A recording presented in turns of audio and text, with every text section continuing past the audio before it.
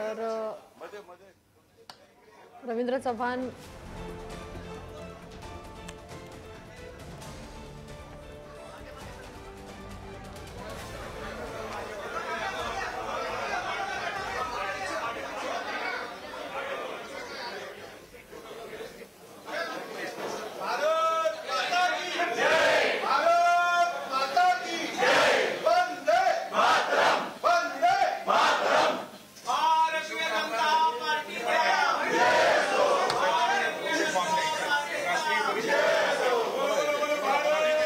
रवींद्र चव्हाण प्रदेशाध्यक्ष पदाचा अर्ज आज दाखल करत आहेत।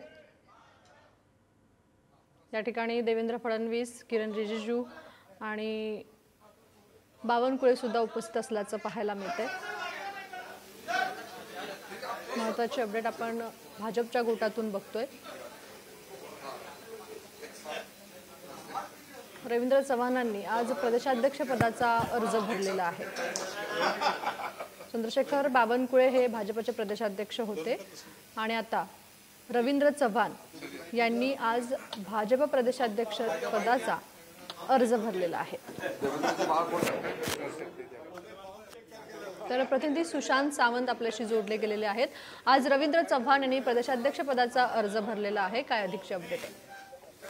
आपण जर बघितलं असेल तर दुपारी 1 वाजल्यापासून रवींद्र चव्हाण यांच्या उमेदवारी अर्ज भरायला जे आहे ते सुरुवात झालेली आहे। भाजपचे जे प्रमुख पदाधिकारी कार्यकारिणीवर आहेत ते अनुमोदनाचे पत्र जे आहेत ते निरीक्षक किरण रिजिजू यांना देत आहेत। आता मुख्यमंत्री देवेंद्र फडणवीस यांनी रवींद्र चव्हाण यांच्या नावाला अनुमोदन देणारं पत्र जे आहे ते या ठिकाणी दिलेलं आहे। आपण जर बघितलं असेल तर 5 वाजेपर्यंत खरंतर अर्ज भरायची वेळ आहे आणि उद्या खऱ्या अर्थानं 4 वाजता वरील 2 येथे अधिकृतपणे नव्या प्रदेशाध्यक्ष पदाची घोषणा केली जाणार आहे आणि रवींद्र चव्हाण हे भाजपचे प्रदेशाध्यक्ष होणार आहेत। उद्या त्यांच्या नावाची अधिकृतपणे घोषणा केली जाणार। आपण जर पाहिलं असेल तर केंद्रीय गृहमंत्री अमित शहा यांनी एका भाषणात आधी उल्लेख केला होता की भाजपचे भावी प्रदेशाध्यक्ष रवींद्र चव्हाण आणि आता खऱ्या अर्थानं रवींद्र चव्हाण यांचं जवळपास प्रदेशाध्यक्ष होते निश्चित झालेले अवघे काही तास त्यांच्या नावाची घोषणेला बाकी आहेत। उद्या 4 वाजता एक भव्य कार्यक्रम जो आहे तो घेण्यात आलेला आहे आणि हा कार्यक्रम झाल्यानंतर रवींद्र चव्हाण यांच्या नावाची घोषणा केली जाणार आहे।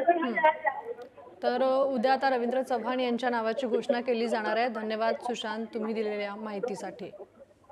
तर महत्त्वाची अपडेट आपण बघतोय, रवींद्र चव्हाण यांनी भाजप प्रदेशाध्यक्ष पदाचा अर्ज भरलेला आहे। चव्हाणांच्या नावाची उद्या अधिकृत घोषणा होण्याची शक्यता आहे किंवा अधिकृत घोषणा उद्या केली जाणार आहे।